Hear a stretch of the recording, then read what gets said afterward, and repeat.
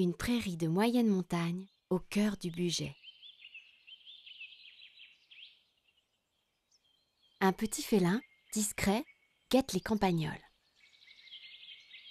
Au premier regard, l'œil non averti le prendra pour un chat de ferme en maraude. Mais sa queue annelée, en massue, son pelage gris peu rayé, sa bavette blanche, ses prunelles vert émeraude ne trompent pas. Nous voilà en présence d'un chat forestier également appelé chat sauvage.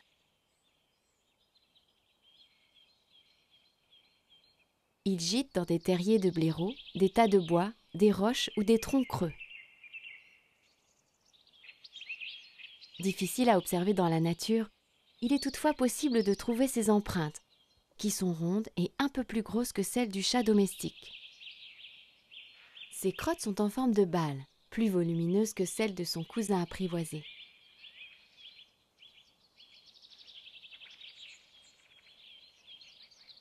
Ce félin est un gros consommateur de rongeurs qu'il traque inlassablement en forêt et dans les prairies en lisière de bois. Ce régime alimentaire fait de lui un précieux allié des agriculteurs.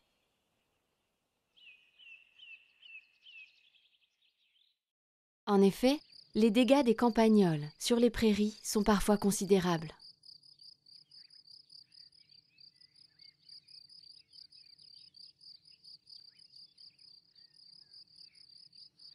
Le mâle occupe un territoire plus vaste que la femelle. Les deux sexes ne cohabitent pas en dehors de la période de reproduction, qui s'étend de janvier à mars.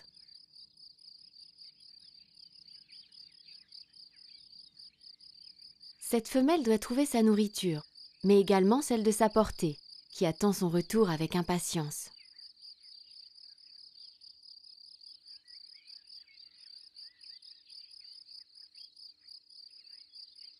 Elle doit en effet assurer la survie de 2 à 3 chatons qu'elle cache discrètement dans la forêt.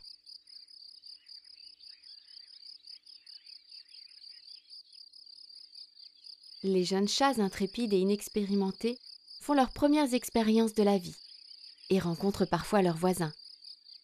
Ils quitteront leur mère à l'âge de 5 mois.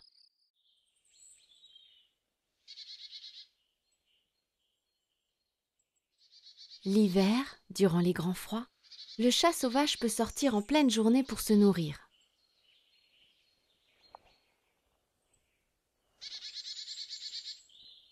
Une épaisse couche de neige l'handicape fortement. Il préfère dans ce cas rester sous le couvert de la forêt. Croiser son regard reste toujours un moment inoubliable.